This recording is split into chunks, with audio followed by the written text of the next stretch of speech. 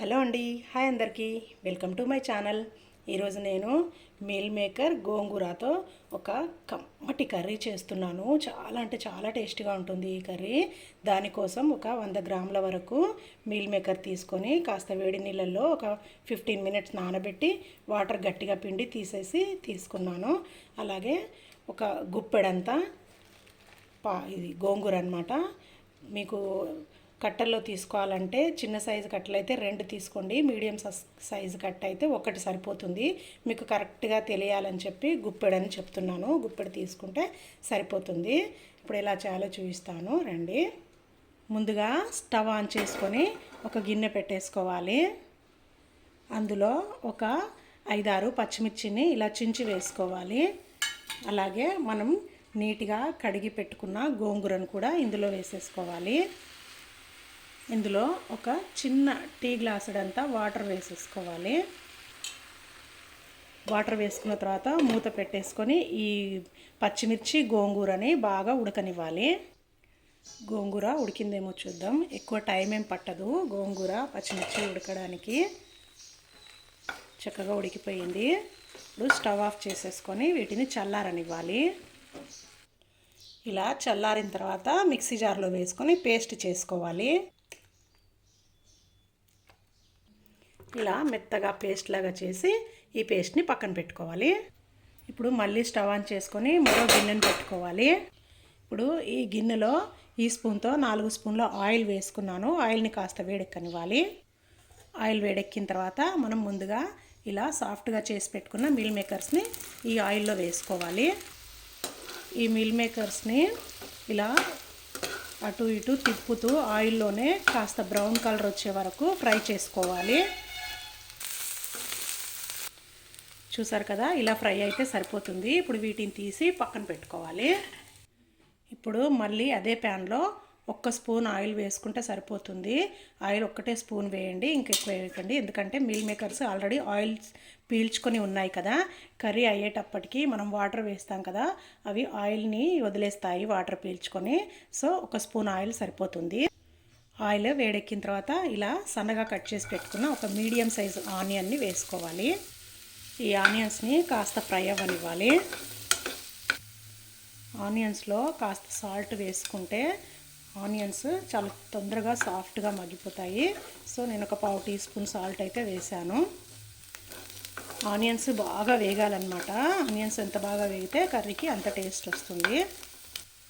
Onions కాస్త soft అయిన తర్వాత ఒక 1/2 టీ స్పూన్ అంతా పసుపు, అలాగే ఒక 1/2 టీ స్పూన్ అంతా జింజర్ గార్లిక్ పేస్ట్ వేసుకోవాలి. ఇవి కూడా కాస్త పచ్చివాసన పోయే వరకు ఫ్రై చేసుకోవాలి. ఈ జింజర్ గార్లిక్ పేస్ట్ వేగేలోపు ఆనియన్స్ కూడా ఇంకాస్త ఫ్రై అవుతాయి. ఇవన్నీ పచ్చివాసన పోయి బాగా ఫ్రై అయిన తర్వాత ఇప్పుడు ఇందులో మీడియం సైజు ఒక టమాటాని ఇలా కట్ చేసి వేసుకోవాలి. ఇందులోనే ఇంకొక 1/2 టీ స్పూన్ అంతా సాల్ట్ వేసుకోవాలి. ఒకసారి కలుపుకోవాలి. గోంగూరే పులుపు కదా, మళ్ళీ టమాటా ఎందుకు అని అనుకోకండి. దాని పులుపు దానికే, టమాటా పులుపు టమాటాకే ఉంటుంది. టమాటా ఖచ్చితంగా స్కిప్ చేయకుండా వేయండి, టేస్ట్ చాలా బాగుంటుంది.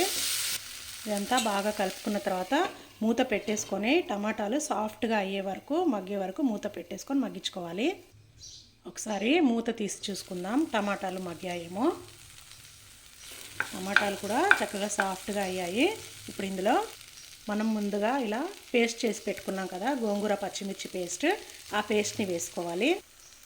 అలాగే 1 టీ స్పూన్ అంతా ధనియాల పొడి, 1/2 టీ స్పూన్ జీలకర్ర పొడి, కారం నేను 1.5 టీ స్పూన్ వేస్తున్నాను.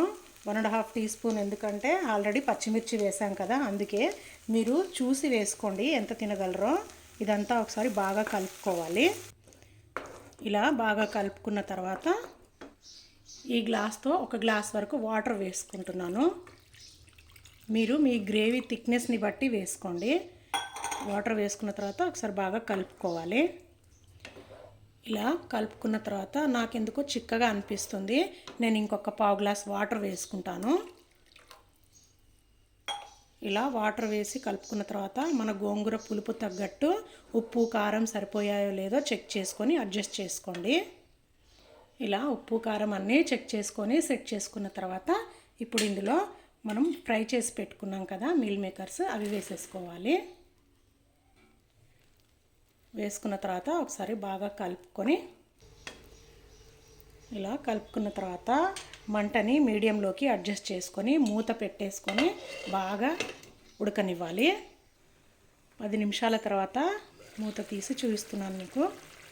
కర్రీ అయితే చక్కగా ఉడుకుతుంది, ఆయిల్ పైకి తేలుతూ పర్ఫెక్ట్గా ఉడుకుతుంది. ఇప్పుడు ఇందులో ఒక టీ స్పూన్ అంతా గరం మసాలా, అలాగే సన్నగా కట్ చేసుకున్న కొత్తిమీరను కూడా వేసుకోవాలి. వేసుకున్న తర్వాత ఇదంతా బాగా కలుపుకోవాలి. చూసారు కదా, కర్రీ చాలా థిక్గా పర్ఫెక్ట్గా రెడీ అయింది. ఈ కర్రీ మనకు క్యాటరింగ్ వాళ్ళు అలాగే దాబాలలో చేస్తారు. చాలా బాగుంటుంది టేస్ట్. మనం ఏదైనా ఫంక్షన్స్కి క్యాటరింగ్కి ఆర్డర్ ఇస్తాం కదా, వాళ్ళు చేస్తారు ఈ కర్రీ. సూపర్ అంటే సూపర్ టేస్టీగా ఉంటుంది. మనం ఇంట్లో చేసుకుంటే కూడా అదే టేస్ట్ వస్తుంది. చూసారు కదా, మీల్ మేకర్ ఇంకా గోంగూర కాంబినేషన్లో మంచి కర్రీ అయితే రెడీ అయింది. ఈ స్టేజ్లో ఉన్నప్పుడు స్టవ్ ఆఫ్ చేసుకోండి, చల్లారితే ఇంకా తిక్కగా అవుతుంది కర్రీ. ఈ కర్రీని ప్లెయిన్ రైస్తో పాటు బగారా రైస్, జీరా రైస్, ప్లెయిన్ బిర్యానీ, చపాతీ దేనిలోకైనా సూపర్గా ఉంటుంది. ఒకసారి ట్రై చేసి మీకు ఎలా కుదిరిందో నాకు కామెంట్స్లో తెలియజేయండి.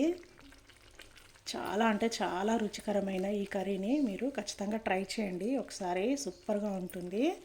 మరొక మంచి హెల్దీ రెసిపీతో మళ్ళీ కలుస్తాను. అంతవరకు బాయ్.